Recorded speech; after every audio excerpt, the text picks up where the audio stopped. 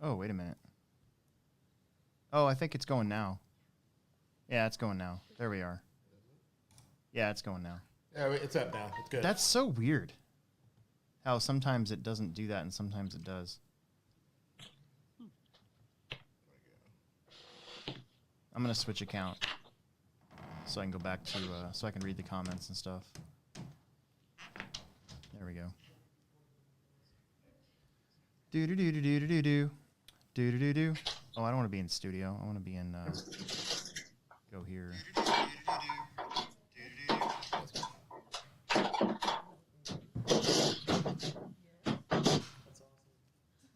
Right? What's happening? What's going on? Yeah, there we go. What's he talking about? In the background. Is it working? Yeah, it's working now. That's so strange. Sometimes it sometimes it takes like 2 or 3 tries.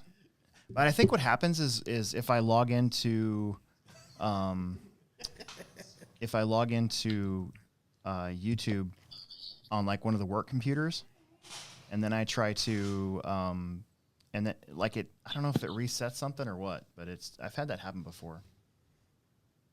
Anyways, tell the world what you got. What did you just get? 1 second, I'll put my things on. Yeah, I can hear you. Okay. So I got a Milwaukee battery operated Dremel tool today. And it's got like the variable speed, and I think it's brushless. I don't know.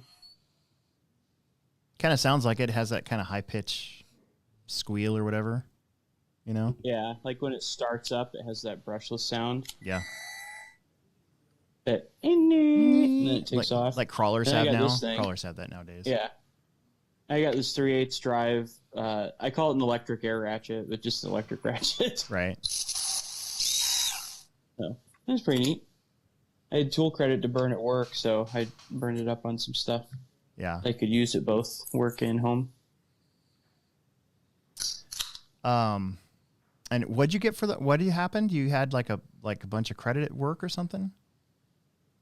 Yeah, so the place I work, they give us $50 a month for you buy tools. Cool. And I just save mine and buy like big ticket items at the end of the year. Oh yeah.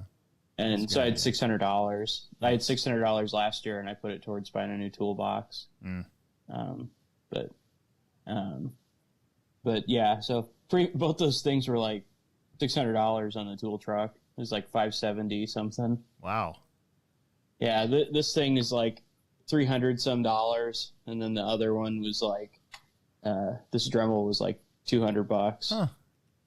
So what I did is I just put it on like tool truck credit or whatever, because they do it because nobody can just like outright buy stuff very often, so they just let you do like a rolling deal, and you just pay like $40 a month or whatever you agree to, and you can't exceed this limit. Right. And I used to do that for a while, and then like once you don't need anything, you just pay it off and you're done. Right.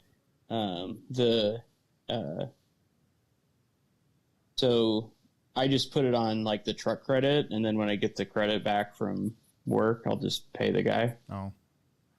So it works out. I think I'm gonna get Will or not Will. I think I'm gonna get Emerson a Dremel. Pretty sure.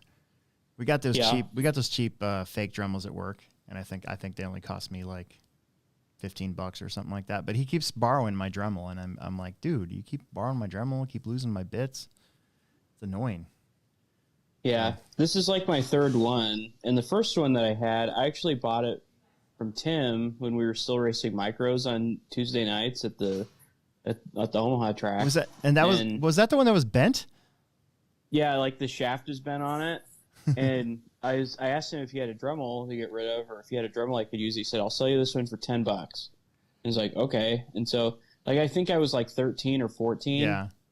And so I gave him the $10, and that Dremel still works. It's sitting over there. I remember him being so pissed off when that happened. Because I think it was just some random customer they let use, and then they like they actually bent the head of it, and so it could never drill straight. Yeah, it was like brand new. I don't know. It runs pretty true. I mean, it works good for like cutting wings out and stuff. But yeah, I had that thing forever. I still have it. It's actually like it's plugged in. I actually have it like plugged in over here. Oh wow! And I was using it.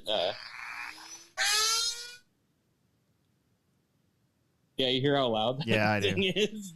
Anyway. The Dremel that I have now I actually stole from my mom after she died. Like it's added to the tool chest. So my mom used to be a very do-it-yourself kind of person, even though she didn't know a lot. I mean, she knew stuff vaguely, but like she built this whole deck on our old house, and it was a huge deck, but she built it herself, and then she like relocated a door from an old window or something like that. I remember walking in one day and going, "What the heck, Mom? You need to hire somebody to do this stuff." She's like, "No, I can do it." So, I have several of her old tools. I've got several drills. I've got the Dremel, and then I have that like a miter saw that I basically just went over to my stepdad's house and was like, "Hey, I'm gonna take that." That I just never really intended on giving it back. I'm like, it's mine now. Yeah. So whatever. I went over there the other day and they have a new miter saw, like a nice new one. So they're not missing it. Huh. I did that to my dad with my heat gun. Like that heat gun I've taken all over the country to a whole bunch of different races forever. Yeah. That heat gun is like, it was old when I got it. Yeah. And it still works. Like everybody's used that thing. I took that from my dad. He bought it. He bought it to take the paint off of old station wagon that we had when I was a kid. He burned the paint off of it with it. And he never used it again. I was like, I'm taking this. I get heat guns by people who leave them behind at the Techno Series. I'm like, oh look, I got myself a new heat gun this week. Great. It's kind of funny. I'm taking this, dude. Okay, so before we get started, there's a busy week, so I had a fun time just coming over here tonight. So, I normally take Sorensen Parkway over here, but tonight, I didn't. I wanted to avoid all that traffic, and Emerson was with me. He's here in the studio, and so it dawned on us as we were about ready to make the turn to go to the BP station where I usually pick up tonight's kickstarts. That the Christmas star or whatever it is out, right? And I'm like, oh yeah, it should be visible like right now. So we went straight instead and went towards this lake that was really dark, and sure enough, there it was. So I stopped at a different gas station. Then I crossed the Mormon Bridge, and I just took I-29 over here on the Iowa side and wrapped around. And I think it's actually a faster way to get here because there's way less traffic, right? So as what usually happens anytime that I go near Council Bluffs, I'm pretty sure the car in front of us, the dude in the passenger side was smoking crack. Nice. Yeah, I'm pretty certain. And at first I thought that they were just mad because I hadn't passed him yet, because they were kind of going the speed that I wanted to go, and there was cars coming behind me, and I didn't want to be that douchebag that pulls out in front of somebody that's going faster in the passing lane.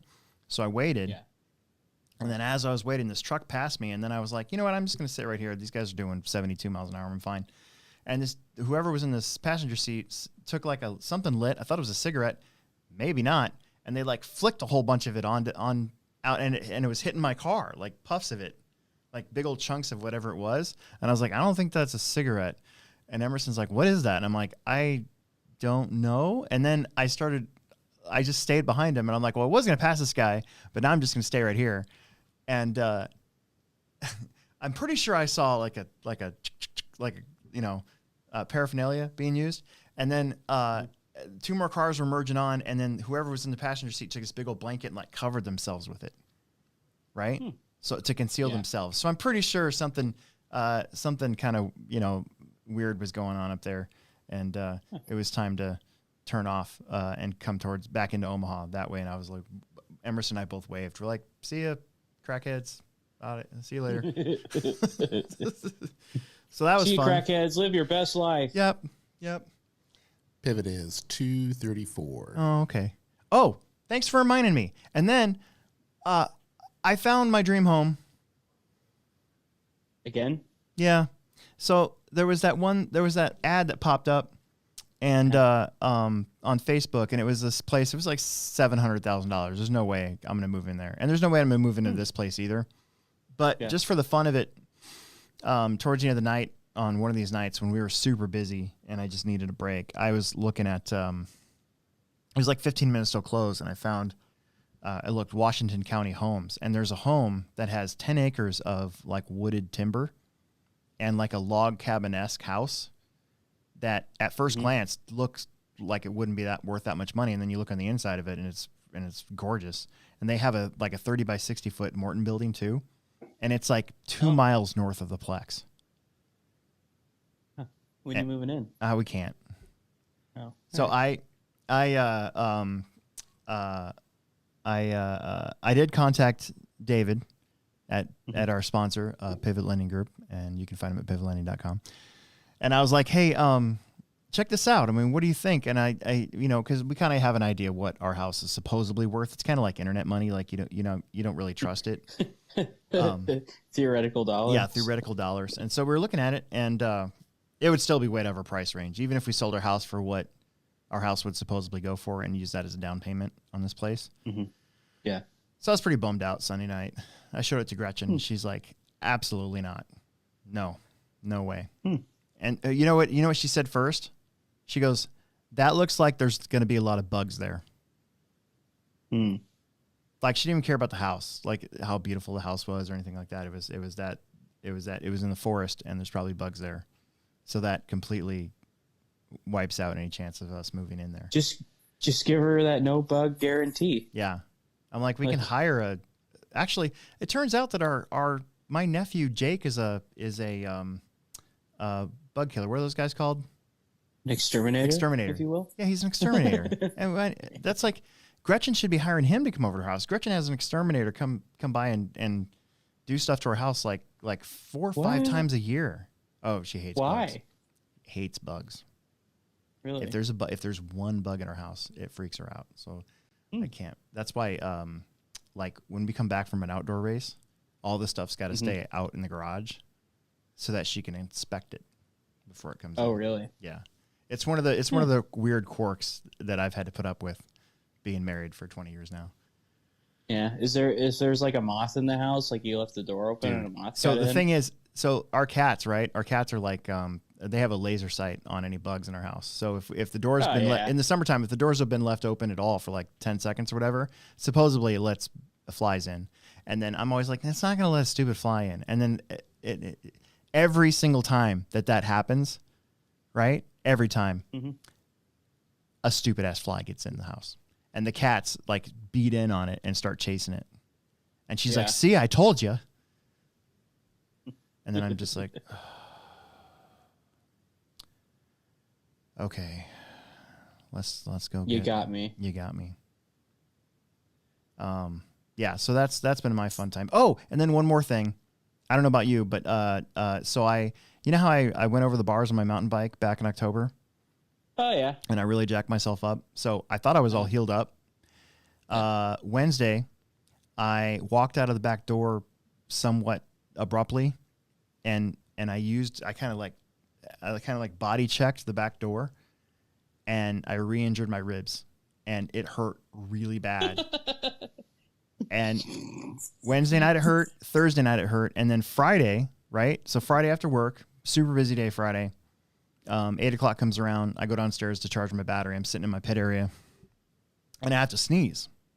And I sneeze, and I felt a legitimate pop, and I felt it and I heard it in that same rib area, right? And so and it hurt so bad, and so I was like wincing for many seconds, and I couldn't breathe there for a little bit, and I thought, oh my God, I must have broken a rib, and it's hitting my lung or whatever it is. And then that night I could barely like lift up my left arm, so I was trying to drive. I had a really bad night of racing Friday. I broke my mod car, and I just did really crappy with my truggy. And I'm not saying this is an excuse, but I mean, I could like barely hold up my left arm, so I was driving a certain way. And the next day, that night when I got home, I couldn't even get in bed. is so bad. Like, Oh, really? Dude, it was crazy. All I had to do was it took me like 5 minutes to position myself enough so I could scooch with my legs up into my bed because I couldn't use any of these muscles. So I was like, man, I'm like, babe, you're gonna have to take me to the hospital. And she's like, we're not taking you to the hospital for ribs. So the next day it felt kind of on Saturday, it felt really bad. And then Sunday morning, all of a sudden I woke up and I'm like, oh, like that ain't bad. And it's still it's tender, but not to the point where like it makes me short of breath. So I have a theory that when I sneezed, I actually like put something back in place. You know what I'm saying? It could have been. Because I've had that happen where like my jaw is snapped and it hurt for a day or two, and then the next day I'm like la la la la la la. Yeah, everything's fine. That's kind of what it feels like now. So I don't know. And the store is crazy busy as it should be. So got that going for us too. That's good. And I have the day after Christmas off. Oh wow. Yeah, I'm so happy. I have the day after Christmas off as well. Yeah, but you don't have to deal with like I'm not gonna like crap on all of our customers and stuff, but sometimes the day after Christmas can be pretty rough. The last couple, the products that we have now are pretty good, so you don't have that problem. But is Helion's not an actual company anymore, right? Not to my knowledge. Okay, so the year that we sold the Helion Domini, is that how you say multiple Dominus? Yeah, Domini. Okay, and that was before you worked for him, right? I don't know. I think so. What year would this be? I don't even remember. It's all a big blur. Whatever year you guys just returned them all. Like people would come back and you just return them. Dude, it was rough. We had like 5 of those things come in within 15 minutes of one another, all with different problems, and they were all dead sticked. And so I had the first guy, one person I can handle. I can be like, well, let's see what happens here, and maybe we can get you going. But basically, as soon as like 2 or 3 of them all show up with the exact same problem or close to it, and then they start talking amongst themselves, that's when they're like, oh, we demand change. We're gonna burn this place to the ground, and it just escalates. And what do you do? That was a rough year. Yeah, we returned them all and sold them slashes. That was one reason why I got hired, was to try to see those trends before like Christmas and have them figured out, like throughout the year. And I cleaned up a lot of it. Yeah. Like there was that boat that I fixed, the one that you had to put in the water to have it turn on. Yeah. And I finally called the company. I was like, can you just take that stupid thing out? Like that thing that makes it turn on in water, and just have it be plugged in and on. Yeah. And they were trying to talk us out of it because it brought the cost of the product down. Yeah. And I was like, whatever, I don't care. Like, just take it out. Like, airplanes don't have that. Well, and they don't see air and turn on. Right. Like, theirs on. And if something was wrong, you couldn't test it. Yeah, exactly. Like that's one of the biggest things for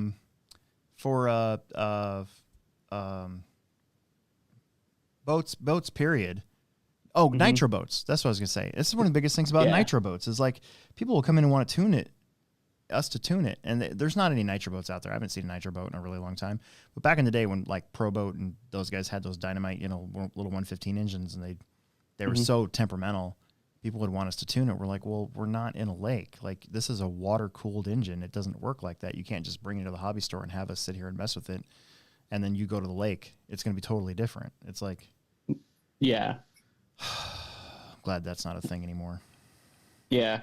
So after I did that, though, like we had no returns on them. Like we had like 15% or something, and it took it down to like 2.5, something like that. Yeah. It was insane. Man. Well, I'm going to lead us in. You want me to lead you in, or you got anything else before we start? No, that's it. Yeah. No. Right. How many people we got watching? 24 right now. Wow. Yeah, we're going up and up and up.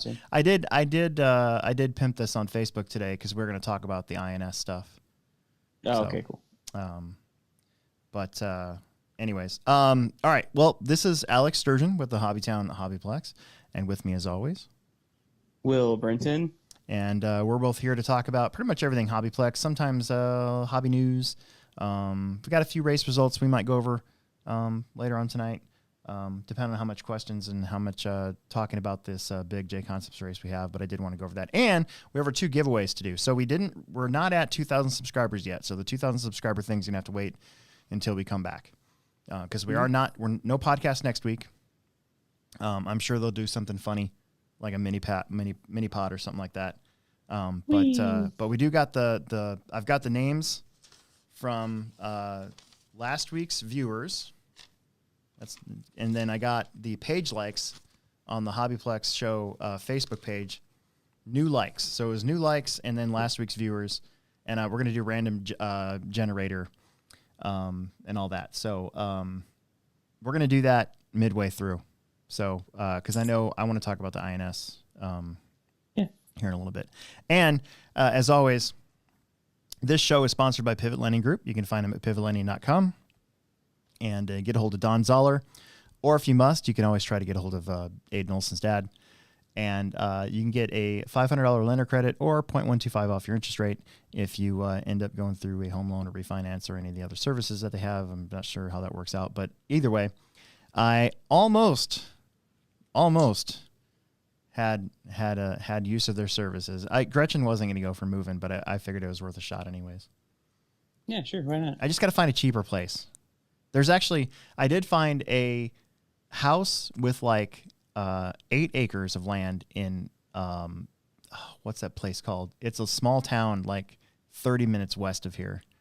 But then I looked at, no, west. It's out in the boonies. It's on the other side of, it's in Dodge County. It's like south of Fremont, but I can't remember the name of it. Anyway, it doesn't really matter. Elkhorn? Okay. No, it's not. It's way outside of Elkhorn. Okay. Anyways, but the house was crap. So the land was cool because it had a little stream through it and all this other stuff, and it was kind of on the outskirts of town. But the house was definitely like some turn of the century trash dump, basically.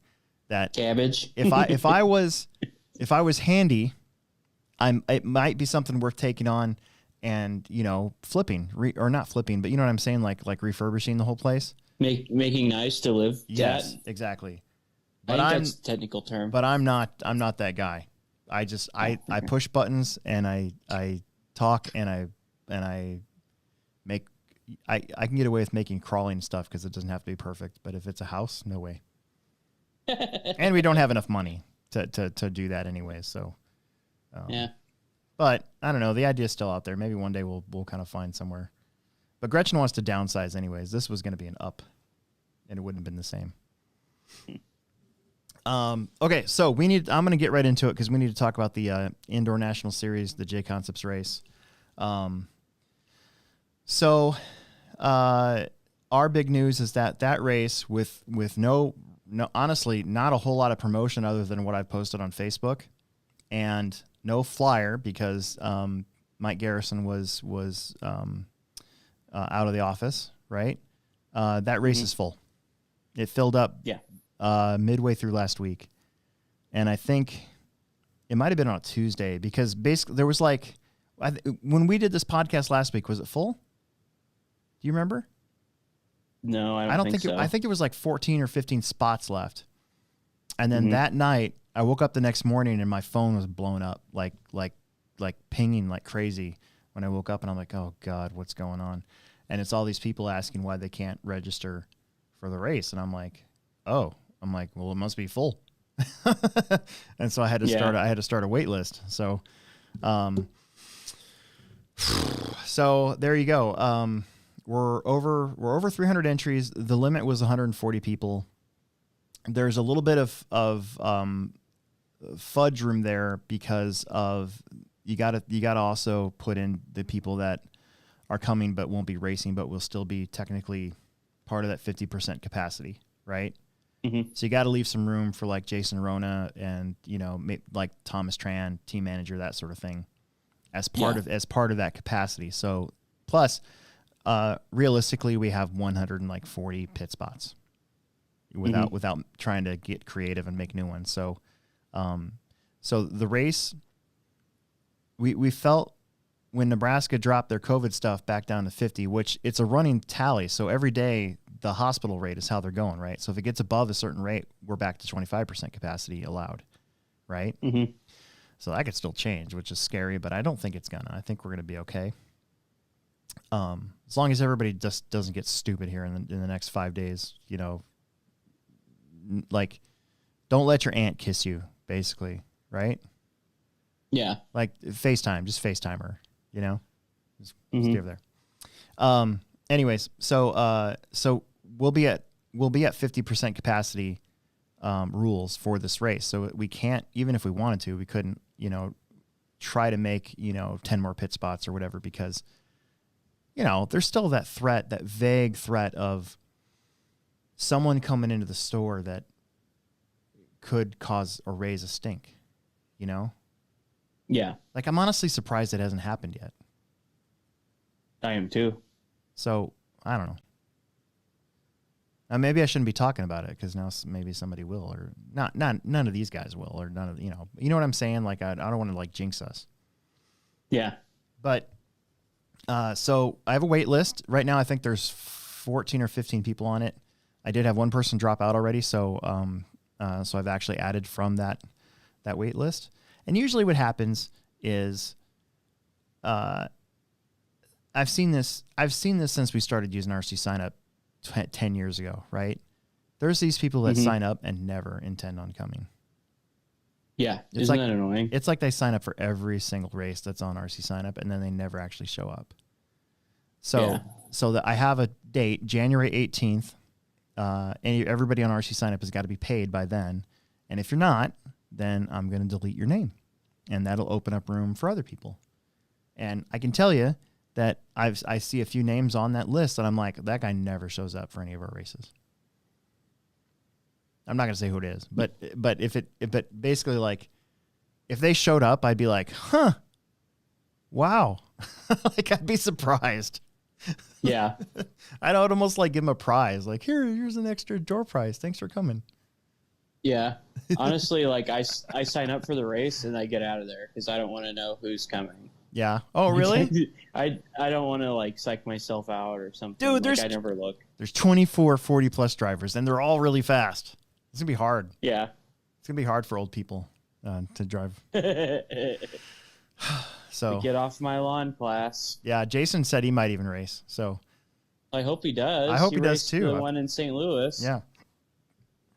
I'll probably be like mounting his tires and stuff for him. Mm-hmm. Do you like there's that race in St. Louis where he put my tires on his car and ran it, and then after that, like, I think Lee, he was like, "Can I try your tires?" Jason said they were pretty good. That's pretty funny. So, that's cool. Yeah, made my day. Yeah. I think the biggest class signed up so far is the 13.5 4-wheel drive class. There's like 65 entries. That's crazy. Holy buckets. That's like national type thing. I mean, that's getting up there. So anyways, so what I wanted to talk about was the independent class. So the rules have kind of changed. The classes have kind of changed this year. Last year, I think independent was 21.5, and I think they had a handout motor, and they had control tires. And so when we were kind of going back and forth over the classes, you know, he was like, I saw that he had no independent class. I'm like, dude, like, that's an actual thing around here. Like it's like a brand name now. Like, yeah, you know, we have more than enough. Independent. We have more than enough to fill up a independent class. And so so we left it in there, but it's 17.5 instead of 21.5. For those of you wondering, or might be wondering, 21.5 would be really undermotored for our track. Yeah, it would be pretty boring. Yeah, I mean, our track's, I think, big. I mean, for an indoor 10 scale track, our track's when we use the oval, it's 150 by 75. When we don't use the oval, it's 130 by 75. So I mean, it's a huge track. So 17.5 is the appropriate motor for stock, period, no matter what. But so I'm kind of glad because in our summer series too, I've had people ask, well, how come it's not 21.5? And I'm like, look at the track. Like 21.5 on the carpet is appropriate. That's right. That's correct. 21.5 on the dirt, I think, would be way undermotored and wouldn't be any fun. So, right. So and you want everybody to have a good experience. Yeah, make all the jumps and, you know, find the lines that you're supposed to run and stuff. I've got a track layout kind of figured out already. I kind of have a plan of attack on how I'm going to get it done in 3 days, and I don't know. So anyways, more independent. I'm going to talk about that later too. But more independent stuff. So the control tire, I've had a lot of people ask about this, and there's no reason to freak out. Every single time that somebody mentions a control tire, people seem to get freaked out. And the control tire is going to be silver compound ellipses, unless something weird happens, like unless some stock level changes. It should be silver compound ellipses front and back. And right now, I'm going to say you're going to be limited to 2 sets of tires. Mm-hmm. And there is going to be a visible tread rule. Are they going to be branded? They are. Okay. So you have to buy your tires from us, and you can't just scuff them down into total slicks. There's got to be a visible tread rule. There's going to be a visible tread. Yeah. You can practice on Thursday night and Friday with whatever you want, but when it comes to seating, qualifying, and mains, you got to be on your control tires. Mm-hmm. They are going to be branded. We have a thing at the Plex that we've used multiple times since 2016, since we figured out how to do it. It's actually a leather brand. It's really cool. They don't make them anymore either, so that makes finding the bit to match if you're going to be that guy and be like, I'm going to have 10 sets of tires. Yeah. So, but they're going to be branded, and you're going to get your first set for free. The HobbyPlex is sponsoring the independent class. That's pretty awesome. So your first set will be on us, and then your second set will be a discounted price, courtesy of J Concepts. And then, depending on stock levels, because that's what we're really kind of worried about is stock level. We may or may not have enough for a third set. So that's why right now we're just saying 2 sets. Yeah. If it were me, I'd just buy the 2 sets and have them to where you can break them in and have them ready to go. Yeah. Yep. Personally. Yep. And the silver compound breaks in pretty quick, but you still want to get a run on them at our track. So. Yeah. There's no foam rules for that. It's just a tire, so you can do whatever you want to the foam. You can cut them, you can punch them, you can trade them out with other foams. I don't know why you'd want to, but you can do that too.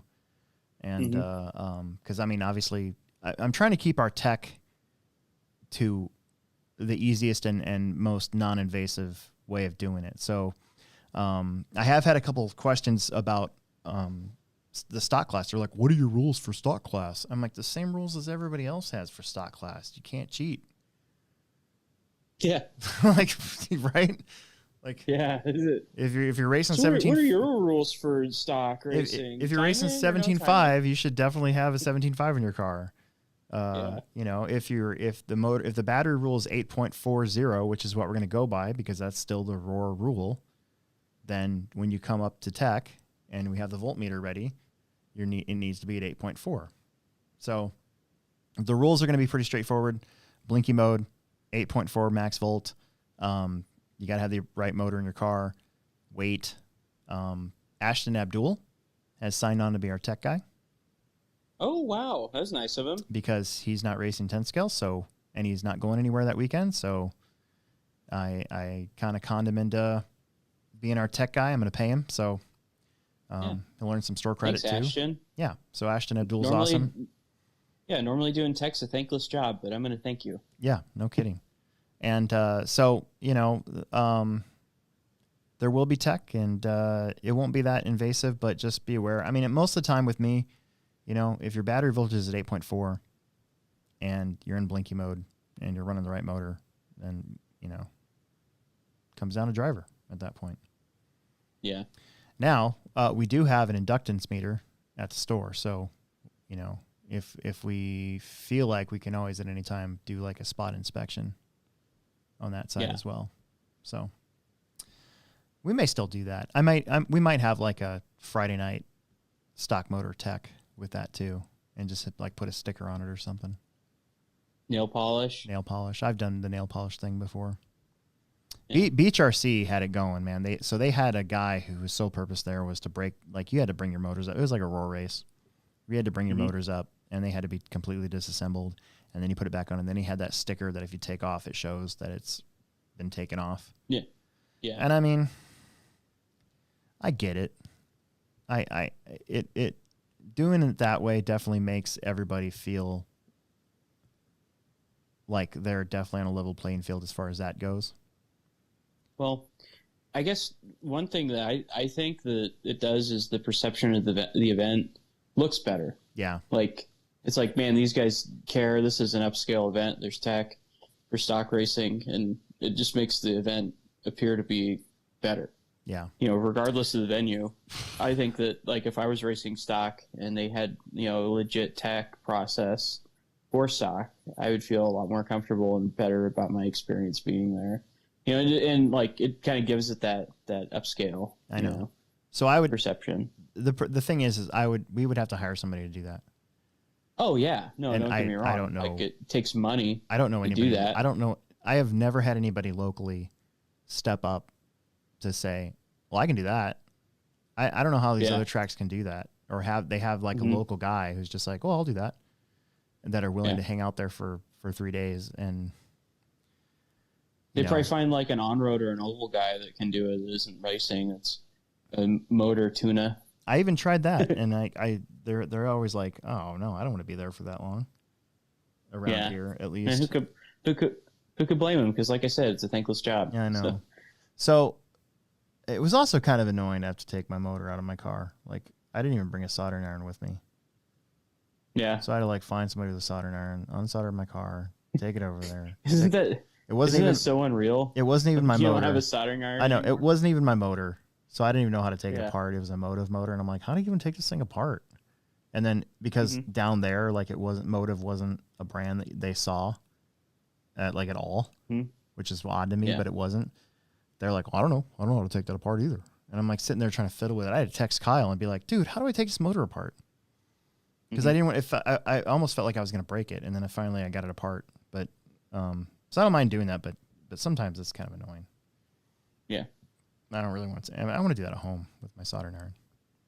Yeah. Anyways, so the point is the independent class. Your first set of tires are going to be free, and then every tire after that, of course, will be pretty much. I think it's like $1 off regular price or something. We'll have to get the pricing figured out, but it won't be. We're not gonna gouge you. It won't be full retail. You know, it never is at the Plex. So even our prices on our tires are lower than A-mains. So. So I hope that kind of, because I think there's 36 or 37 independent buggies signed up. That's a lot. So that's good. And I don't know. I'm excited for that. So if you won in the race and you haven't signed up or you didn't make the cut, you need to text me. Not text me, but message me on Facebook or call the store and we'll get your name written down. We have a sheet up there. And then anybody local that wants to pay for the race without using PayPal, you know, like if you're here this weekend or whatever, we are taking the payments either through PayPal or in person. So when is the deadline? January 18th. I think it's a Monday. Okay. So I was gonna make it the 25th, and then I'm like, you know what? I'm like, the people on the wait list, they're gonna need a little bit more time to find out so that they can make travel plans. You know, for sure, actual travel plans. Right. And that should be more than enough time for everybody signed up to get paid. Definitely. So I thought that was a good middle ground.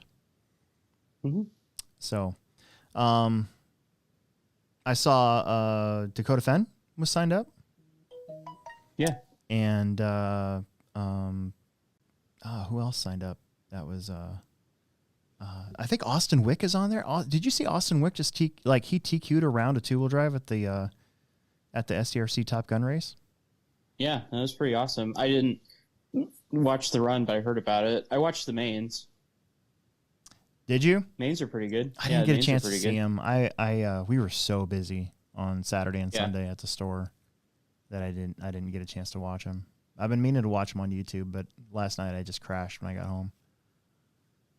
So, I'll have to go back there and look. I'm kind of surprised that there's some other names that at least at this moment in time, because what's today, the 21st? So at least for the next 10 days are sponsored by J Concepts.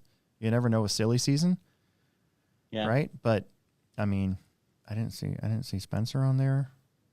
I didn't see Brent Thelke on there. Oh, I didn't okay. see Mayfield on there. So, and nobody said anything to me that they're coming. So I'm kind of bummed out if they don't.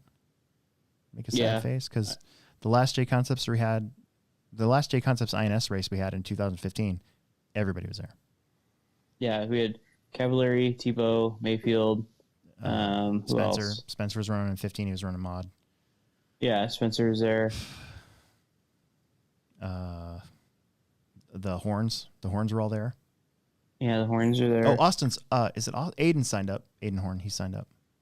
That's good. And Alan Horn signed up for plus 40. He was like one of the last ones to get signed up before the race closed. Oh. Yeah, that's why the 40 plus class is gonna be tough. Chad Parks is coming up. I haven't seen him run a 10 scale car in ages. Yeah, he went to J Concepts too. Yeah, I saw that. So, we'll talk more about this after the break. Remember, we're not going to do a podcast next week, but the week after that we will. And I'm sure we'll have more to talk about. But I just I did post on the book face that I wanted to get the independent stuff out there. Mm-hmm. Kind of a good way to get people to watch our show. So yeah. I don't know, anything you want to add to the JC race right now? Did I forget anything? Not that I can think of. I don't know. You're the dude there. Yeah, I know. Mini Truggy's got like 20 something. Oh, that's good. Does it? No, wait. No, it doesn't. It has like under 20, but it's like right at 20. It's like 18 or 19 trucks. Yeah, I wish I had one. Oh, man. I'm excited for that. Although my truck drove like garbage on Friday night. The second qualifier, it was great. It was awesome. The track had, so I didn't water Friday morning like I did the week before. So the track had just the right level of moisture and everything in it. Mm-hmm. And then I'm sitting there in the pits, and this was after the whole rib thing. And I'm like, oh crap, I forgot to sauce my tires. So I went out there with no sauce in my tires. Mm-hmm. Big mistake. Yeah. Huge. My truck was terrible with no sauce. Like, I was all over the place. It was bad. And the track had dried out. Like, you could visually see the track had actually dried out quite a bit. Yeah. So it was tough. Sometimes I swear the tone goes off and the track changes. Yeah. Like, you could have like practice laps that are good, and then you like wait to go, and then once the tone goes off, the track changed a little bit. Yeah. We I can't wait to get in there. So I'm changing the track for the Techno Series for round 3, the 3rd, 4th, and 5th of January, and I honestly cannot wait to get in there and change this track. Yeah. Are the chump bumps going to be there still? No, they're not. I'm gonna miss those things though. Those things are fun. I never drove on them. Oh, I'm so bummed out. You won't be able to drive on them. I never got to drive on them. There is going to be a gigantic off camber. It's been a long time since we've had one of those. Yeah, the neuralizer. Yeah, what do we call that? The neuralizer? Yeah, I think you're right. Yeah. It was named after, wasn't it named after a Novak product? Could have been. I can't remember. They call it the Pit Wizard. Yeah, the Pit Wizard. Oh, that'd be funny. Yeah. But it's not that I hate the track layout. It's that the track is so beat up. Like, it has gotten so much use the last month that it is just annihilated. The track surface is just destroyed, decimated out of there. So I'm ready to get in there with the tractor and kind of rework some stuff and smooth it out a little bit, but also kind of rebuild the flow of it a little bit too, because it's gotten just so much a little bit chunky. Yeah.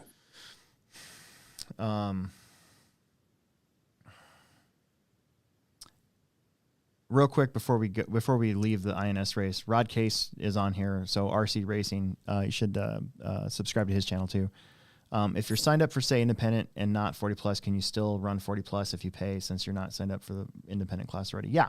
So that's the other thing. That's a very good question. So what always happens at these things is people sign up on RC Sign Up in like December, and then by the time February comes around, they've sold the car that they signed up for. Yeah. Right. So as long as you're paid, because basically you're just paying for your spot. So as long as you're paid for your spot, you can change your class, you can add a class, you can even delete a class as long as you you can do whatever you want as long as you're paid up. So if you signed up for mod 2-wheel drive and you want to race stock, you can do that when you get here for check. That's what check-in's all about. So, because basically all I'm worried about, I don't care about the entries. All I care about is the people. We have to be at a certain number. We can't really go over it without getting in dangerous territory. So, as long as everybody's paid, then you can do whatever you want after that. So that's a very good question. The rest of you guys I'll get to you at the end. Unless you drop a super chat, then that's different. Yeah, drop that super chat. Okay, so before we do the giveaways here, I just got a text from my wife. Oh, okay, here we go.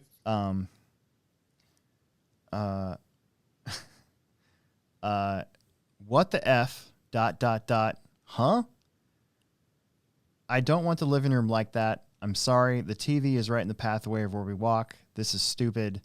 You've got to be kidding me.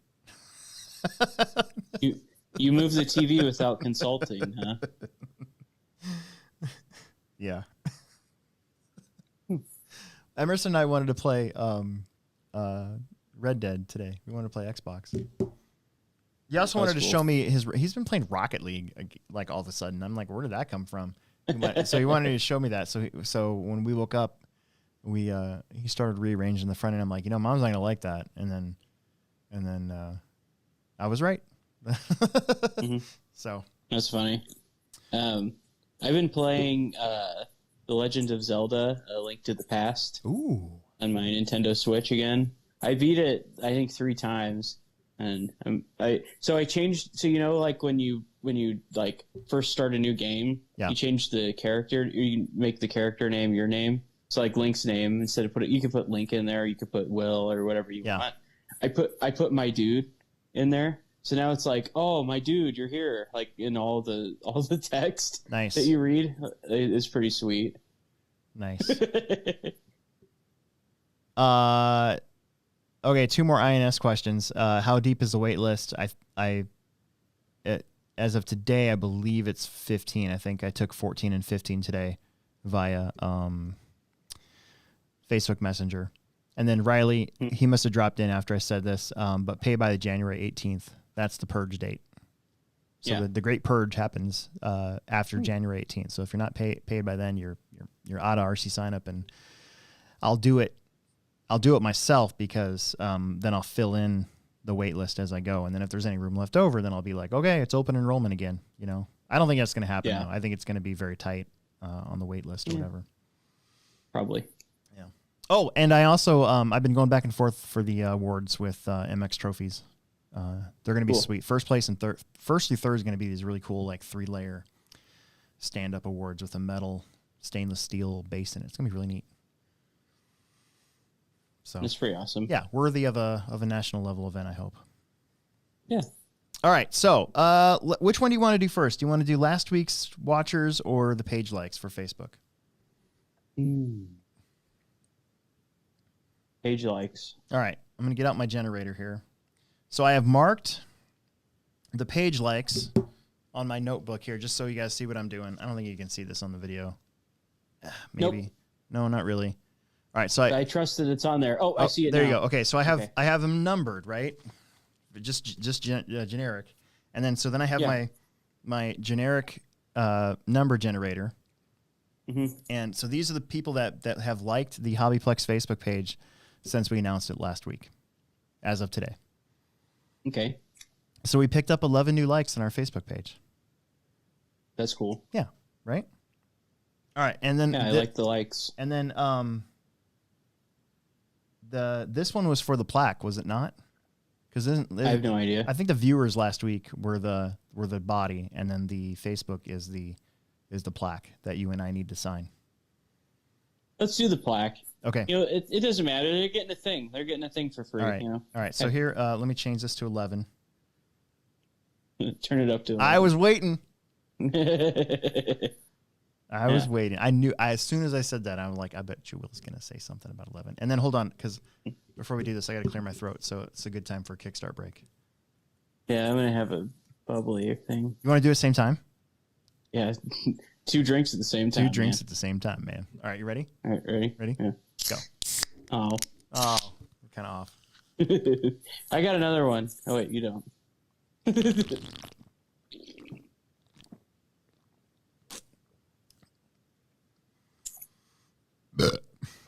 There we go. Oh, yours is way better. Oh, we got a super chat before we do this. It's pretty funny. Finally. Jason Haley dropping another $2. He's on like a $2 regiment per live stream. This is going to be kind of crass, but I mean, I'm willing to go there if you are. Tina Fey or Sarah Palin? Boing. I don't know. I don't know what Tina Fey looks like anymore. Sarah Palin all day long. Yeah, probably Sarah It's Palin. not even close. It's not even close. Mm-hmm. I mean, don't get me wrong. Tina Fey is a good-looking woman, but Sarah Palin, I mean, she might be a little cuckoo, but at least, I don't know. I just think that'd probably be a good time. Yeah. Anyways, Cool. All right. No answer from you, huh? Me? Yeah. No, I said Sarah Palin. I guess. Oh, did you? Okay. All right. If I just choose, if I was like gun to my head, and she was willing, you know, that'd be quite a goes long turnaround because you and your wife are like the other side of the fence completely from Sarah Palin. That'd be a weird turnaround. No, yeah, no, yeah, no, yeah, yeah. Yep. Believe right. it or not, I'm pretty man, whatever. Yeah, whatever. To make us political. Yeah, we're not going to thing. talk politics. Politics is stupid. Yep, they sure are. All right, random generator. Here we go. All right, Hit the finally. button. Sorry. Yep, sorry. What do we got? Oh, 2. Who's number 2? Who is 2? Page likes Alejandro Partida. Ooh. So if you're on here, Nice. if you're on here listening to the podcast, you just won yourself a plaque. If you're not, I will contact you via Facebook and see if you want it. If you don't want it, then we'll do it again. But there you go. Our first giveaway that we've ever done. I've got it written down. It's a high quality plaque. You Yeah. may not even know who we are. Yeah, I know. Maybe they just like the page. Yeah, maybe. We'll find out. We'll find out. All right. Okay, and then we're going to do last week's viewers, and I bet you most of these people are here. So there's 19 of them, and I got to say, my brother-in-law has exquisite handwriting. You can see right there. Oh wow. Yeah. See what Good I'm saying? on you. Yeah. Very legible. Not something I'm terrible at handwriting. All right, here we go. I was waiting for you to show me like calligraphy. It's like on a scroll, like parchment scroll. Oh, Zeke Anyway, Zeke sorry. Bollinger's on here. Woo! Woo, Zeke. Zeke signed up. He's one of the pro drivers signed up. Forgot about that. What Yeah. am I saying? Oh, can I be a pro? I want to be a pro driver signed up. Actually, before I do this real quick, because I'm sure these people are tired of it, but I'm kind of bummed out that I didn't make the silly season tracker. Yeah. You know, like I know Maybe I should. I know I'm not up here. I know I'm not up here, and I know I'm not here anymore either. But I'm at least here still, somewhat. And Yeah. I thought that was going to be a kind of a for some guys at the track. They were like, "Are you really sponsored by Techno now?" And I'm like, "Yeah." So I'm kind of bummed out in a way. So Tyler Hooks, if you're watching, please make it happen, just for me. Just indulge Well, me. it wasn't like an unprecedented thing that you made a move. You know, you haven't been sponsored for like 4 years, right? 2 years. So it was 2 years. Yeah, 2017. Oh. 3 years. So like it Technically, So 3 it years. wasn't like, oh, check out, like there was no drama, like you're moving or anything like that. It's just Yeah. like, if anything, it would have made more sense to like, hey, Alex Sturgeon's running Techno now. Like, I know. new to Techno. New to Techno. All right, here we go. Last week's viewers. Random numerator generator on Google. Whatever I just said, I'm slurring. Come on. I'm rooting I'm rooting for Peter. Peter Renault. Yep. Peter Renault. 15. Number 15. Oh.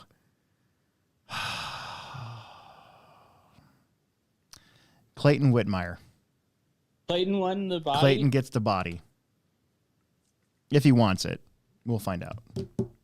Yeah. Actually, I guess the good news is I won't have to ship it. Yeah. Well, I was thinking, I was trying to think of a body that would be kind of cool and obscure to give away of mine. Yeah. And I got one up here.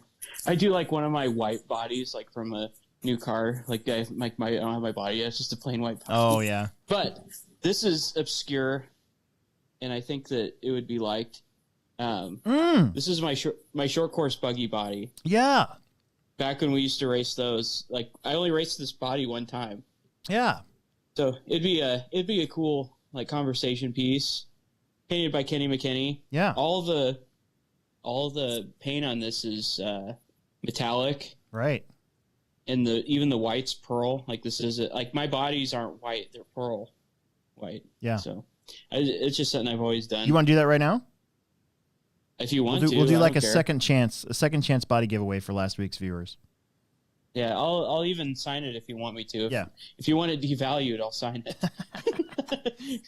All right, you ready? Yeah, sure. All right, so we know Clayton's getting the my body if he wants it. If he doesn't want it, maybe we'll do this again. But all right, here we go. 13. Oh, there you go. Jason Haley. Oh, Jason won it. That's awesome. Yep. I'll just give it to him. Yeah, we'll see him. Yeah. Ooh. There we go. I just burped again. A kickstart burp. All right, so that was fun. Yeah. Yeah. So if you wanted to spend money on a dead class, you could build one of these and put this body on it. Dude, I saw a short course buggy Losi one for sale the other day, and I almost thought about buying it just as a collector piece. But these guys want way so much money on this stuff online. It's crazy. Yeah, I built mine Monday, raced it that weekend, and I think somebody bought it from me at the track on Sunday. Yeah. They were like, I'll give you whatever you want for that. I'm like, okay. It was like one of those moments. How much do you want for that? It was the second short course showdown race that we had. So we had 3 of Scotty Ernst's short course showdown races. The first one was when we were still leaving the doors open on the track, and the track would get drier and drier throughout the day. So we were all running. Oh man, there's a lot to talk about at that race. So we got time? Oh, we got plenty of time. Okay. So we've done the giveaways. We talked about the INS race. We could talk about some stories from these races real quick. You want to do that? It's pretty funny. If you want to. Okay. That was the race. The first short course showdown race. I had spent 3 weeks practicing with my XXX SCT, which, by the way, still one of the best handling short course trucks ever to be made, period. In my opinion. Mm-hmm. Big time. I remember when they first came out with that truck, and Dustin Evans was still sponsored by TLR, and Matt Chambers and those guys, and they were running him at that trackside race. And I remember an interview where they were like, we have no idea why this truck handles as good as it does, but it does. And I agreed. And then I got my 22 SCT that Friday before the race, or something really close, Thursday. And so no time with that truck, period. And I had to build it, put all the electronics into it, and then go practice with it and kind of try to very quickly figure out a setup for that truck that I liked. And Brian Kinwald was there, and Fisher. What's his first name? Billy Fisher. Billy Fisher was there from TLR as well. And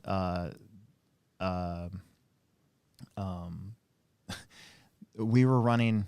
Well, I was running gridirons, aka gridirons, super soft, aka gridirons. And I remember Dave coming over and being like, "Hey, man, why are you running those tires?" And I'm like, "What do you mean? Because they work?" And he was like, "Why aren't you running J Concepts tires?" And I was like, "Because I don't have to." Oh, he's like, you're not sponsored by J Concepts? I'm like, no. At the time, I wasn't. I could run whatever I want. It was one of the nice things about being in a hobby store. So then Kinwald was over there trying all sorts of different stuff, and he finally found like the right formula for traction, basically, and then went out there and dominated most of qualifying. And then that morning they had the last chance qualifier, 4th round qualifier, and I had, because this is what I do ever since the 2009 10 scale Nats that we held when they were outside. I've told myself, I'm like, never let anybody else dictate how you run your track. Mm-hmm. Roar didn't do anything. I was getting pressure from all these other outside forces trying to tell me how I should be running, how I should be maintaining the track. I wanted to water every single night in 2009, and I was told not to by some different people here and there, and they're like, you shouldn't do that, you shouldn't do that, you shouldn't do that. And then that track, if you watch the mains, because you can go back on YouTube and you can watch all of A1s, all of A2s, and all of the A3s, and you can progressively see the track get crappier and crappier and crappier. Yeah, it just blew out because there's no moisture underneath exactly, because we almost had the thing washed out by rain on that Tuesday. Mm-hmm. And for qualifying, it was pretty good. And then by the time we started our main events, it was like 96 degrees out that day, you know, and the track just got worse, and I should have watered every single night, and I didn't. So that night I watered the track like I always do, and the track was awesome that morning. I ended up TQing somehow, you know. I had a pretty good run on a couple parts of the track that I could actually catch Kinwald in, and that was really cool, like out qualifying Brian Kinwald. And then so the following year, all of a sudden everybody got super serious about short course buggies. Yeah. there was like 18 of us or something. Yeah, like I had one, you had one. Mm-hmm. Who else? Dave Duncan showed up when he ran one.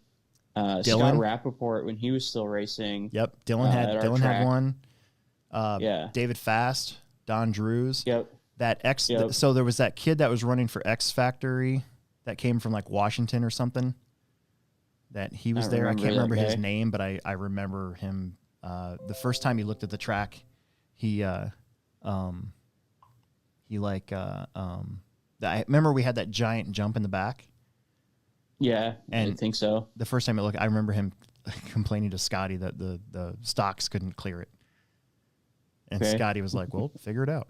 Mm-hmm. And then they ended up clearing it and everything was fine.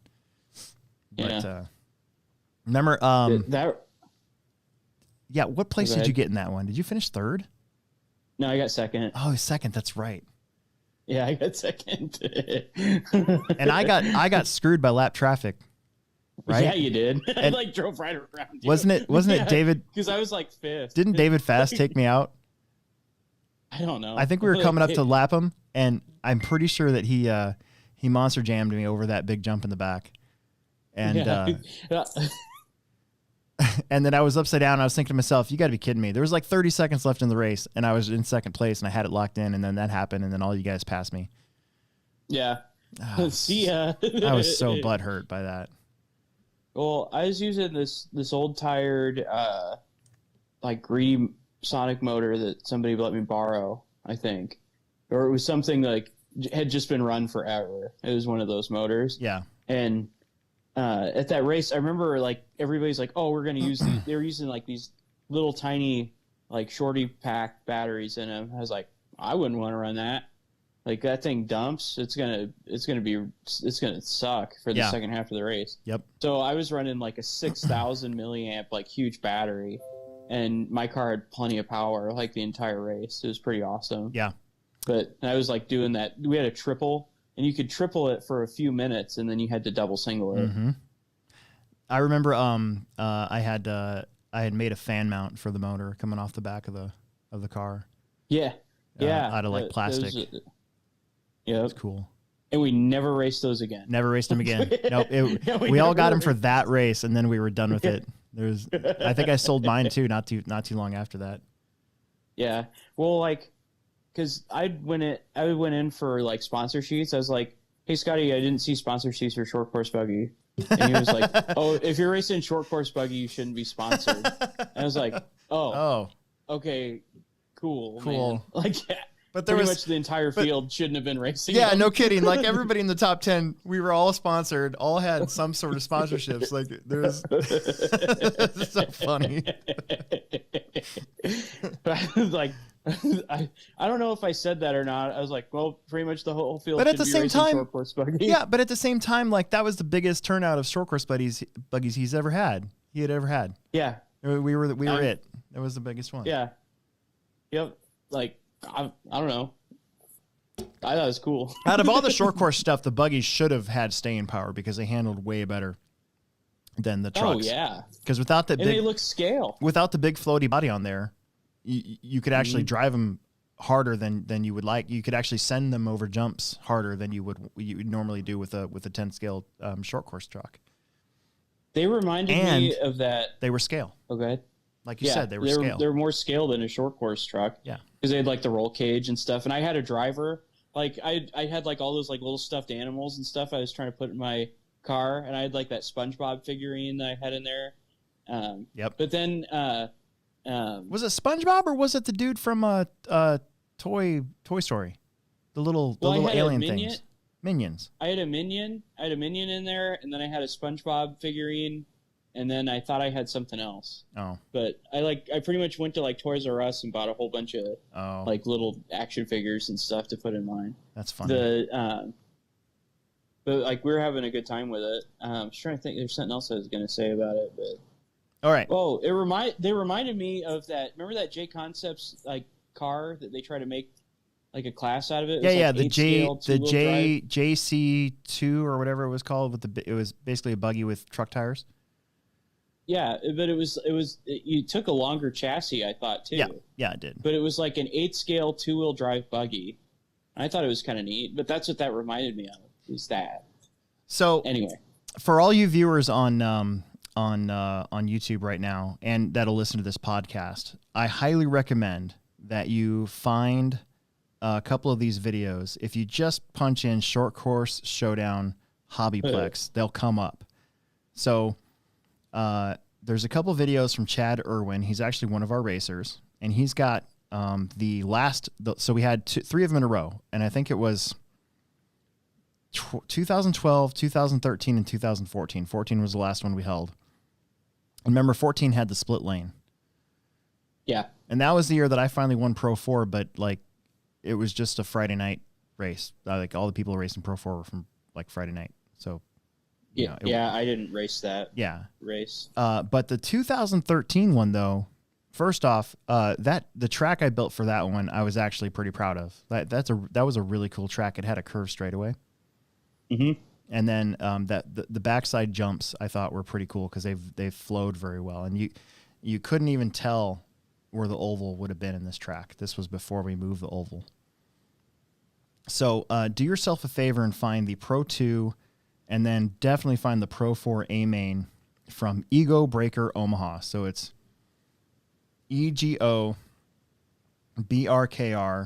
space Omaha, and the Pro 4 one. That's the race that I lost by like 1/10 of a second or something crazy like that in Pro 4. Yeah. So, but those are some good races to look back on, especially because the track layouts are always fun to look at what we've done in the past. So, we just got a super chat from Peter Renault. Oh, that's why I was rooting for him to win, because he's been super chatting us big time. And I feel bad that you didn't win anything. So he said, have a great Christmas. And, man, thank you guys very much. Yeah. How much is the super chat for? $5. $5 Canadian. Really? Nice. Yeah, it's $5 Canadian. Oh, nice. Is that like? I don't know what that translates to. But that's pretty awesome. And, yeah, Merry Christmas to you. And, of course, thanks, to all buddy. of you guys that are on here right now. There's 28 people watching now. Yeah, nice. Okay, so I had one more quick question about the INS race. We're going to have to, real quick before we switch over to race results or questions. The independent class is not a handout class for motors. Right. So run what you brought. Right. Yeah. 17.5. 17.5. So just be aware that it will not be a handout. That would be a nightmare. Mm-hmm. If it was so. Okay. With that, I think we're gonna do a pivot lending break real quick. It's 2 minutes, and then we'll figure out what we talk about after that. Either race results, or maybe we can just. There are some questions on here, so we can probably. Maybe we'll try to do both. I think we can fit into both. Yeah, let's do both. All right. And now, a word from our sponsors. This is a Pivot Lending Update with David Olson and Don Zoller. Get some. Hi, this is David Olson with Pivot Lending, and with me today is Don Zoller. And we just wanted to give everybody listening the backstory on Pivot Lending and maybe what separates us from our competitors in the marketplace. Pivot Lending, we're going on our 20th year, and we're a mortgage banking company. We're different in a few ways that we have divisions of subservicing, divisions of third-party origination. We have a marketing team in one division. We also have business development. We work business to business, whether it's with a community bank or a credit union. We also work the retail side of the spectrum. So we're working with a lot of realtors. We're working with a lot of builders. There's a number of different ways that our organization has diversified, as opposed to a standard mortgage banking company that's just generating a mortgage to the market and to sell it or potentially service it. We internally underwrite all of our loans in-house. We have 5 underwriters. We're big enough to play in the larger spaces, but small enough to be a boutique operation. We've got about 100 employees right now. We are in California, Arizona. We have offices also in Wichita. We're in Kansas City, Omaha, Colorado. Inside Colorado, we're in Denver, Boulder, and opening up in Colorado Springs. We're kind of excited and growing. We're moving into the New England market with a big partnership that also is a mortgage service provider to 234 different credit unions in the New England states. So a lot of things happening, and having Dawn locally is a huge advantage for everybody in the RC community. I know that not only myself, but the owner of the company, Brian Ottaviano, he's a hobby fan. He flew quite a few remote control airplanes and loves that piece of it. He also follows Aiden, my son's racing. And so it's great to be able to weave in the hobby into what we're doing and to be able to get back to the hobby because of the things it represents, I think are similar to things that we represent. David Olson, NMLS 16099. Don Zoller, NMLS 277589. Pivot Lending, NMLS 109995. We return you now to your regularly scheduled program. All right. You playing your Switch? Yeah. Nice. Sure was. I've been playing the Hill Climber 2 again on my phone. Hill Climber. Yeah. Is that right? Hill Climber 2? Is that like that Price is Right game? No, it's that driving game where you're like, you gotta like tap it and then you earn all these different cars and you gotta get a certain way. And then they set it up so you can't get over things until you upgrade your car or whatever. But I haven't spent any money on it because I don't really want to do that. Yeah, I would. Freemium gaming. Yeah, freemium. Dude, I've been listening to more of the South Park commentaries on this per seasons. Yeah. And that is such a great thing to go to sleep to. They're so funny. Yeah. I don't know. I've just finished the one where they where Chef quit the show and they had to go in there. It's so brutal. Because he was a Scientologist, right? Yeah. Mm-hmm. Okay, so let's get into race results real fast. Friday night was pretty good. We had 40-something entries. I think we ended up with like 20-something Plex Speckers again, so that's always good. Plex Spec is our beginner class. We're pretty much run whatever you have, as long as it's not an 8 scale and as long as it's not running on anything more than a 2 cell. So A main, you had bunch of Tolbergs. You had Caleb and Jonas in 10th and 9th place. Hector Sorensen was 8th. Lance Murray was 7th. Andrew Thomas was 6th. Ethan Farrington was 5th. John Haas was 4th. I know John gets on here and listens sometimes. Chris Zelazny, that's Trevor's dad, was 3rd. Jace McCormick was 2nd. And Steve Wall was your winner in Plex Spec. And he led the whole way. And then you had the Mod Buggy race, which was Drew Rubin King, Tom Smith, Jackson Anderson, and me. And this, I'm so butthurt about this one too. So Drew Rubin King won by 7 seconds. He had fast lap of the race. He had a 25 flat with his 2-wheel mod, which is pretty fast. Yeah. My car was really good, man. I was in second, like 3 laps in, and then it landed kind of awkwardly on its side, and I broke an axle on a B62. What? Yeah. A rear one or front I thought one? I broke the wheel, but I broke a rear axle. Huh. So, I don't know. It's just weird. But my car was good, and I thought I had a shot at catching Drew, but nope. Not after that. And I'm actually kind of happy I didn't break a wheel because the tires are really good. So I didn't want to waste a set of tires. Yeah. Jackson Anderson broke out a lap afterwards and got 3rd. And then Tommy was 2nd, and Drew was 1st. So, and then in Stock Buggy, you had just Chad Rubin King and Steve Smith. So Steve is Peter Renault just came on here. He's like, I think it's 70 cents to the dollar, and our money is very colorful. Ooh. Man, I wish I had a Canadian dollar. I know. I have a Chinese dollar. Oh, really? Yeah. What are Canadian dollars called? Like doubloons or something? What are they? Got me. I wonder what they call their currency in Canada. I always imagine him like dipped in maple syrup. Yeah. Marks? No, that's German money. It's German. Yeah. Anyways, Anyways, maybe it's francs. Frank. No, I don't think so. That'd be French. No, wait. It? Isn't it the same as British money? Aren't they pounds? I have no idea. Oh, maybe they are loonies. Anyways, loonies? Doubloons? I don't know. I guess I don't know. I'm ignorant on that subject. I have no idea. Yeah, me too. That's ignorant. That's ignorant, man. That's ignorant.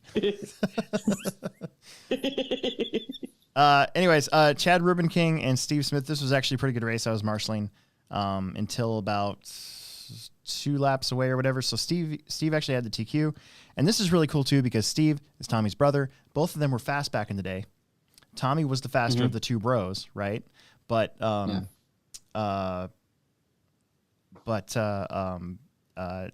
Steve kind of choked. He crashed a lot. Oh. Yeah, I know. But Chad's car looked really good. I was marshalling out there and I could see it, and I saw that his car was working really well. And then we had E-Buggy, and so we had John Calise and Graham Hill came all the way from Colorado to get some practice in on Saturday, and so they raced E-Buggy Friday night. And John actually beat Graham, and then Steve Wall got 3rd. And then Pro 4. So they put me with my mini truggy and Tommy with his 4-wheel drive in with the 3 short course trucks, and the McCormicks were there. So it was Ashley and Easton running an actual legit Pro 4 truck. And I think Steve's got a Techno now too, I think is what it is. So yeah. This ended up being pretty fun. Like I said, my truck was god awful, but it was my fault because I didn't sauce the tires. So it was Ashley McCormick, Tommy Smith, then me, then Steve, then Easton. And that was Friday night. It was pretty low key. Got out of there pretty early. The track was really good because the week before I had actually watered that morning, and then I think Trevor said that he watered after that, and that's why it was so wet. So I didn't water at all, and neither did Trevor. So the track actually just maintained its normal moisture level. So. And then we didn't race on Saturday. No syndicate on Saturday because we were all upstairs selling people stuff. And then we had our big dirt oval race. So we had 86 entries yesterday. That's the most oval cars I think we've ever had in a single day. I'm pretty sure. That's pretty cool. I don't remember us having more than that.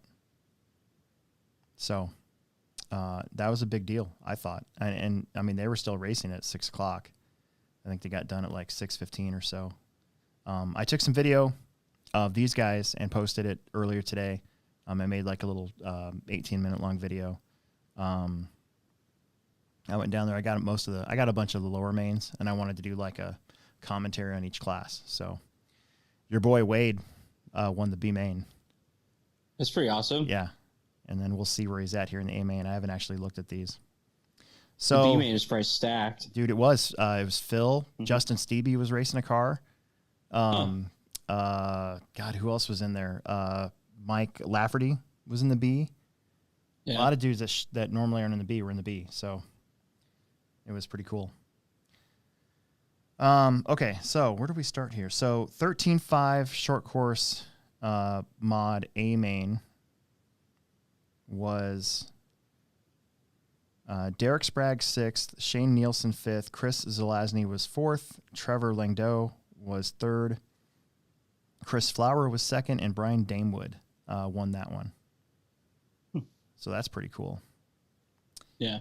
And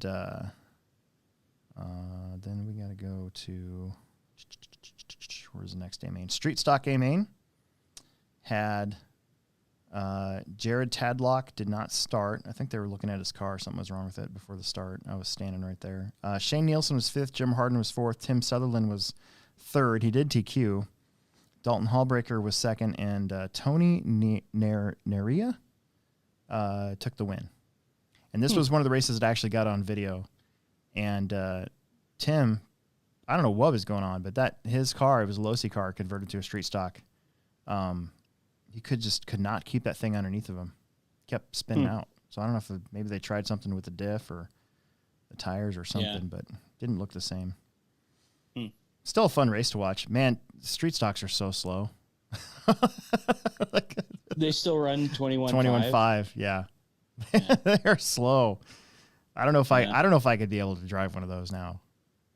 Yeah. And I shouldn't. I mean, street stock legitimately should be a beginner class for dirt oval, especially with the new Team Associated car coming out. Right. So turnkey. I mean, that should be a beginner class, but for some reason, sometimes it isn't. But I think in this case, it definitely was. But man, those cars are slow. Yeah. Mud Boss. So these are the Mud Bosses. So Mud Boss is a Traxxas Slash turned into a modified. Mm-hmm.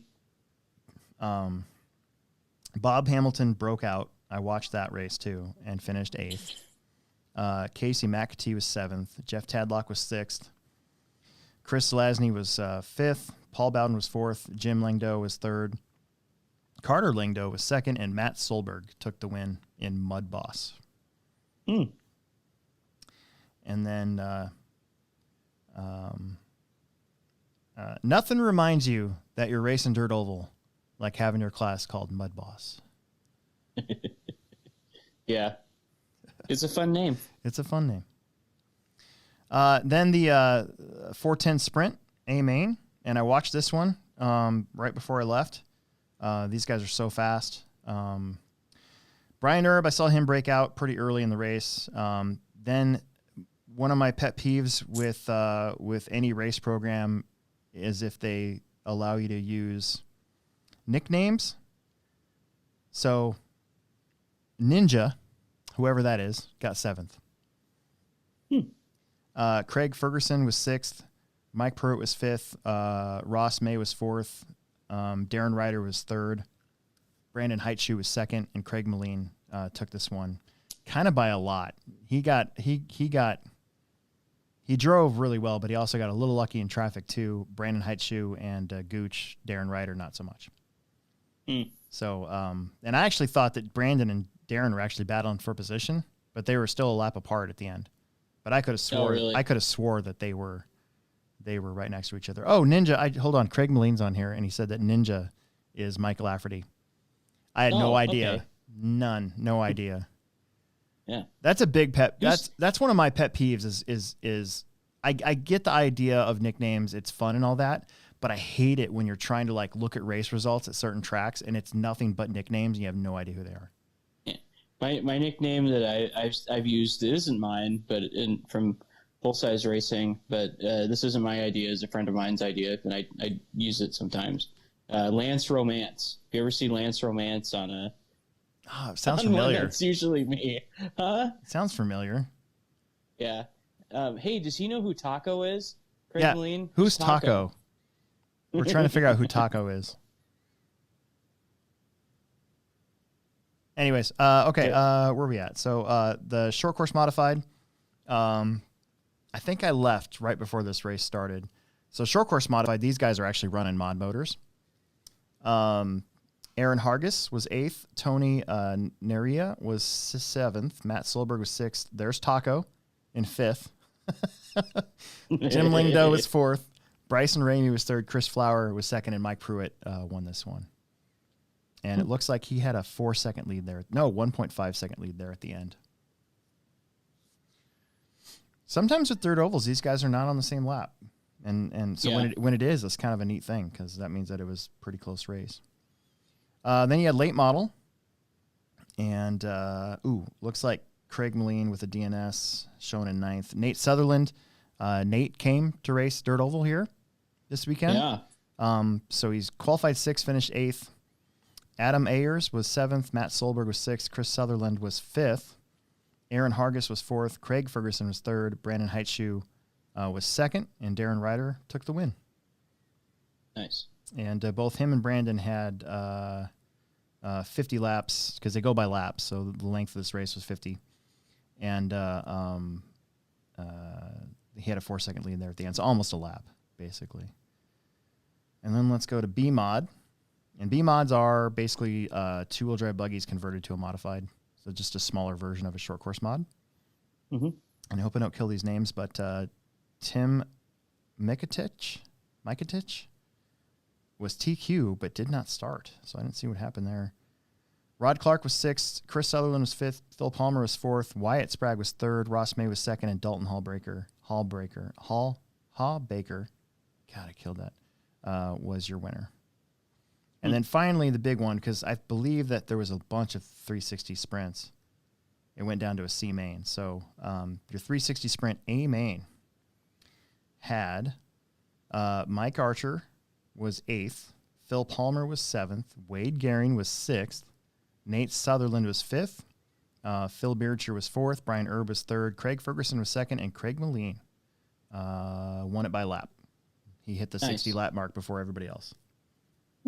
So there you go. That kind of caps caps our year. Actually, we're not having any more races until next year.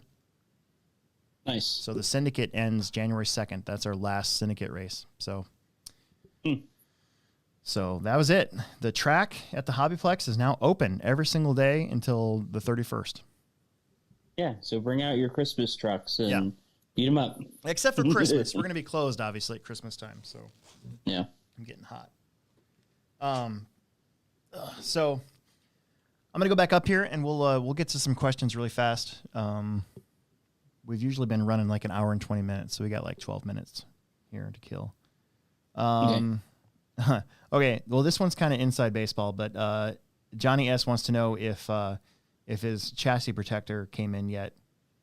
I'm pretty sure that if you're still here, I hope you're watching, but I'm pretty sure that it came in with an A main order.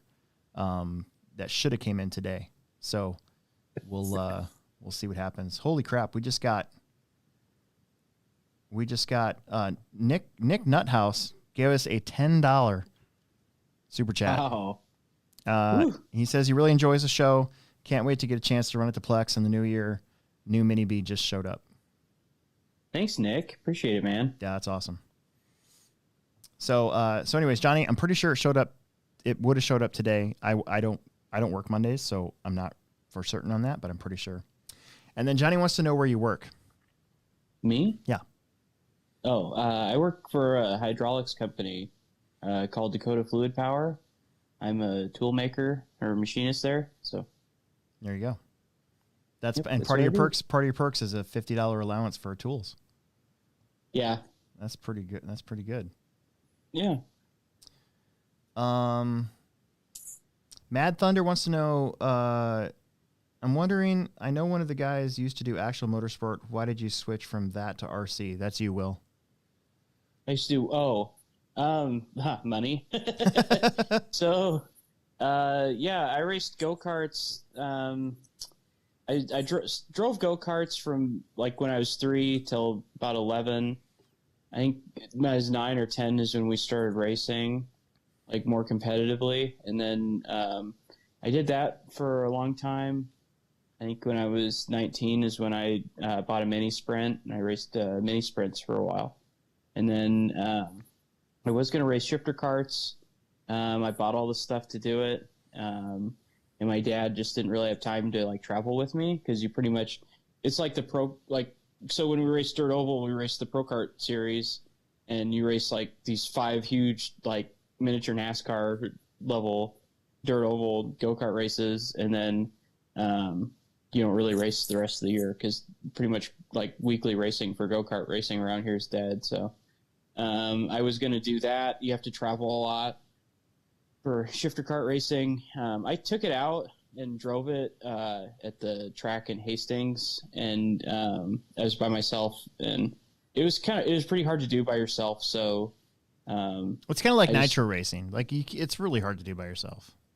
Yeah, and so I'd always done RC like during the winter, or like as a secondary thing, and I just kind of made it my primary focus for racing, and just got into RC, and I did it by myself, and I like doing it, and but that's why to race a sprint car, you pretty much have to have $100,000 to start doing it, and it's expensive.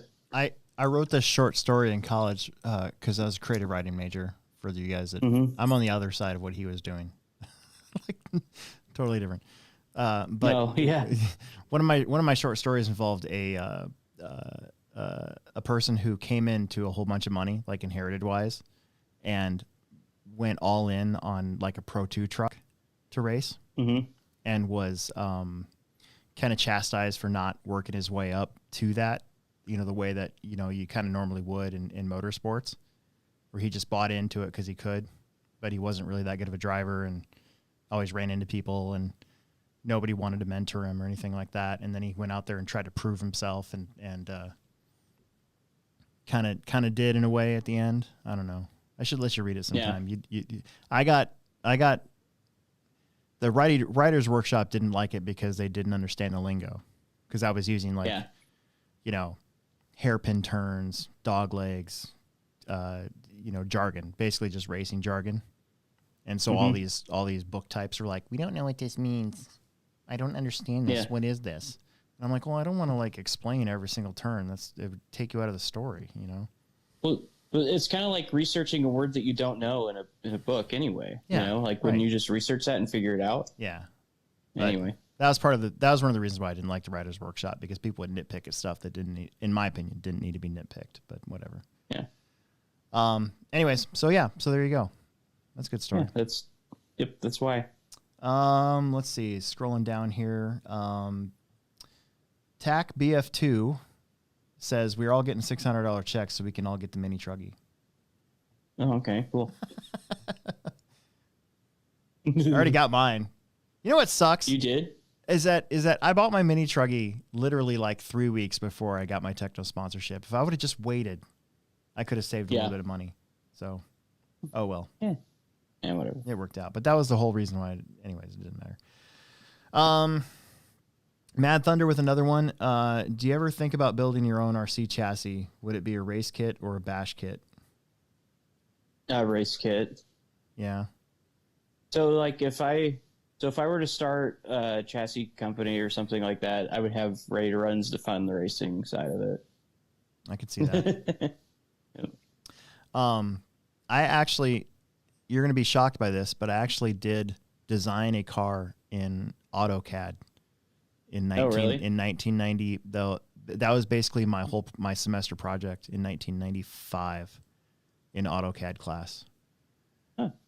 And it was supposed to be saved because they wipe the computers every semester because they have new students come in, and it was supposed to be saved and this was before I even knew what I mean, I should have saved it on something, but like a floppy disk. But yeah, exactly. But I was dumb and I didn't, and I was told that it would be saved.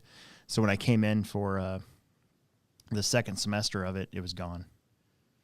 I was terrible. I was really upset at that, and it kind of like it's one of those things where like if you get really far in a video game and then you don't save, and then you die, and you're like crap, and then you don't want to play that game for a couple days. That's kind of how it was. Like I had gotten so far into designing this car, and all it really was, it was a copy of like a JRX Pro SE or something like that. It had this really big, gigantic top deck, and the chassis was going to be made out of plastic and all this stuff, but. I didn't go back and do it again because I already gotten the grade for it. So who cares, right? Right. But I look back on it now, and I wish I would have had more interest in that stuff, so I could be so I could be like you. Yeah. Whatever. Be a little bit more precise. I'll answer this one. I would probably be on the other end of that because clearly I'm not an engineer. So the racing side of it would be not my interest, but I could see I've done this before with certain project cars. Like I've mix mashed brands before, you know, where I've taken like Duratrax parts and fixed them onto a Traxxas / somehow and made it work and all this other stuff. So I could almost see myself making some sort of goofy off the wall basher type car. Yeah. Try to come up with something that nobody's done before.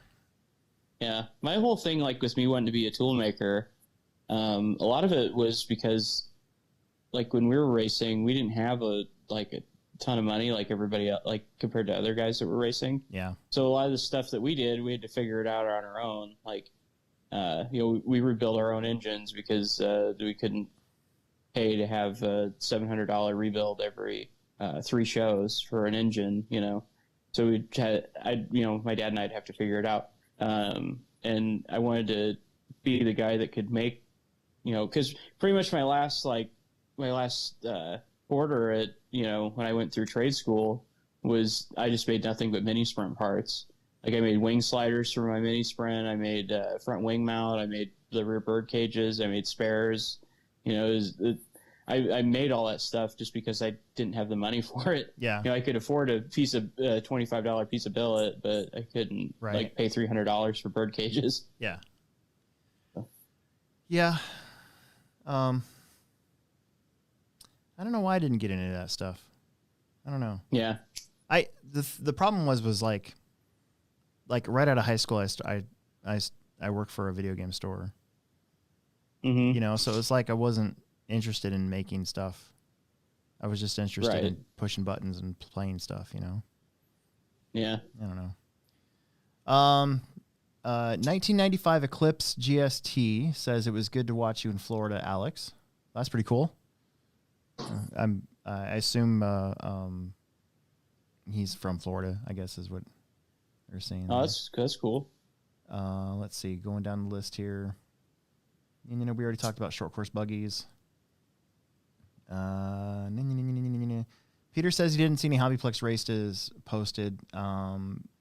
Yeah, I wanted to on Friday night, and then I hurt myself. And then I did get some stuff from Sunday. And then kind of like last year, by the way, for all of you guys that are watching, there's 28 people on right now, which is amazing that you guys are sticking with us. But last Christmas break, we made no videos because we were so busy in the store. Even if I wanted to do a video in the middle of the day, as soon as I started to hit that button for like a What's New Wednesday or something, I guarantee it's because it's the rule of retail. I guarantee like 40 people would walk in the front door. Yeah, and they would not be they would not be the patient type. They would walk right in front of frame. So yeah, no, it was exactly when I called you the other day. Yeah, like, we've been dead all day, but now there's like 20 people here. So yeah, there you go. Yeah, exactly. Another one. Here's another good. This is a good one because I can answer this one. Why are RC crawlers so popular? Mad Thunder does not see the appeal in them. I think they're popular because you can buy that trail truck you always wanted in real life and trick it out for RC. It's scale and it's more of like the hobbyist, like tinker type side of it. You know, it's not very. You can do it anywhere. You know. Yeah. Backyard. That whatever. too.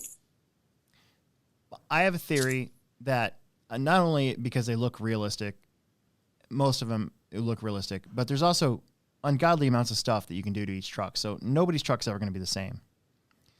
But also, crawling is the last real bastion of, and maybe not now because of drag racing, but even then, most of the parts on drag cars are kind of pre-made.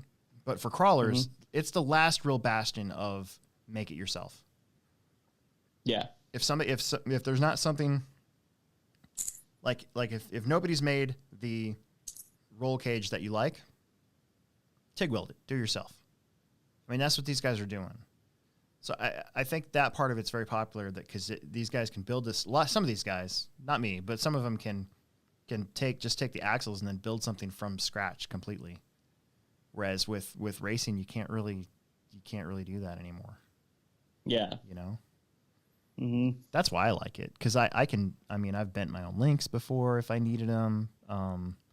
I've mixed match parts from, like, there's Wraith parts on that low-C comp crawler I just bought, that vintage truck, like, to get it to work. I mean, I had to, like, make it work. I got out my Dremel and, buzzed it in and made it work. So I think that has a lot to do with it too, adding on to what you've said. Okay. We're getting towards the bottom here.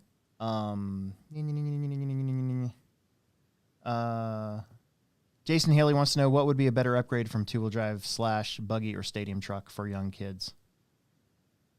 Buggy. Oh yeah. Right? Stock buggy. Yeah, I think so. I think a good upgrade from short course to or stadium truck. I mean, either or would be good, but because they're both, our buggies now are so durable that it doesn't really matter. Right. You know? No, there was it the last summer series with Plexback. Like nearly every car in it was a two-wheel drive buggy. Yeah. That's pretty promising. Yep, exactly. Aw, we got a thumbs down from somebody. Really? Oh, man. For what? I don't know. There's there's 8 thumbs up and 1 thumbs down. Oh, well. Whatever. Everybody watching, give us more thumbs up. Yeah, no kidding. Cancel out that thumbs down. Yeah, I can't let one thumbs down ruin my day. Joe Rogan was just talking about that. I was watching the podcast with Tristan something, the guy who made the social networking, a social something on Netflix. He made that movie. Oh, and he was talking about how you got to like have people like not like you should just ignore stuff like that. And he's right, totally right. Anyways, okay. So Jason, I would say a buggy just because you can grow with it more. Stadium truck, you're kind of just stuck with one class. Mm-hmm. And then rolling starts looks sweet. Can we do that in off road? No, we cannot.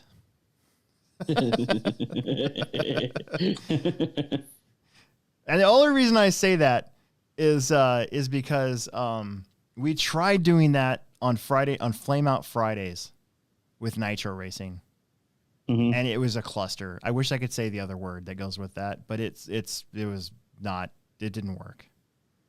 Yeah, because Friday night off road with Nitro, you never have enough to have marshals, pit people, and racers. So you had to sacrifice one or the other. So basically, you couldn't do a drop start, right?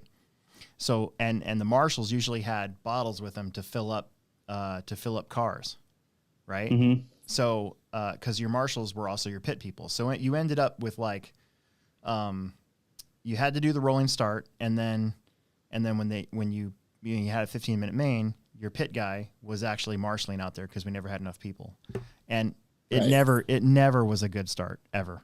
We never had one good start with a rolling start. So there's that. Quast, which I believe is oh god, I can't remember his first name. I'm so sorry. I always blank out when these things are going on. Kyle. Yeah. I bet you this is Kyle.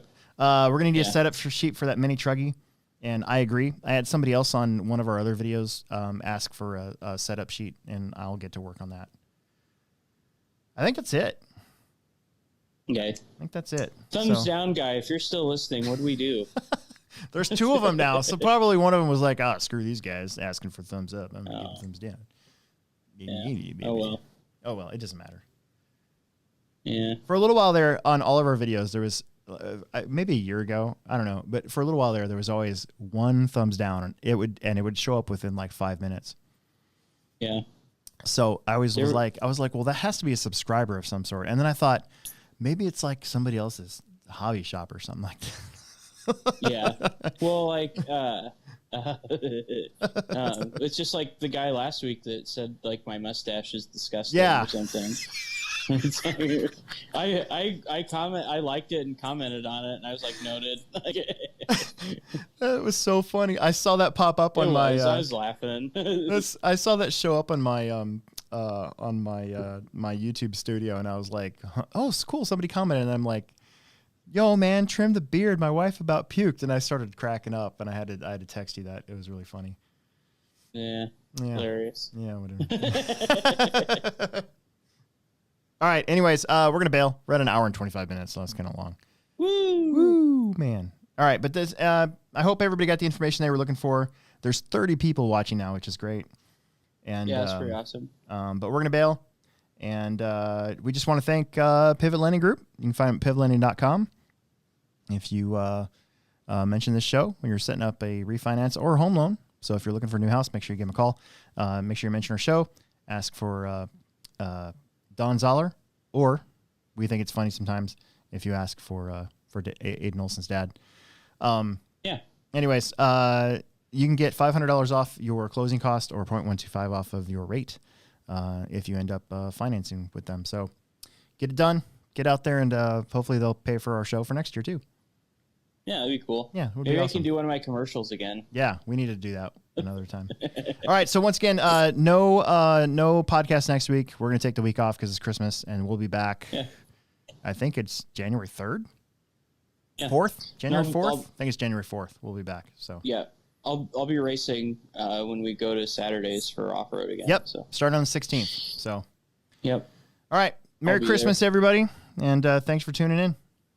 Happy holidays, everybody. Yeah, Kwanzaa, Hanukkah. Oh yeah, we can't exclude all the other ones. Whatever. What's another one? Do Scientologists have a day? I don't know. Anyways, I could make a joke right now, but I'm not gonna. All right, we're really gonna go this time. I'll see you guys later. Okay, Thanks for tuning in. Yeah, bye.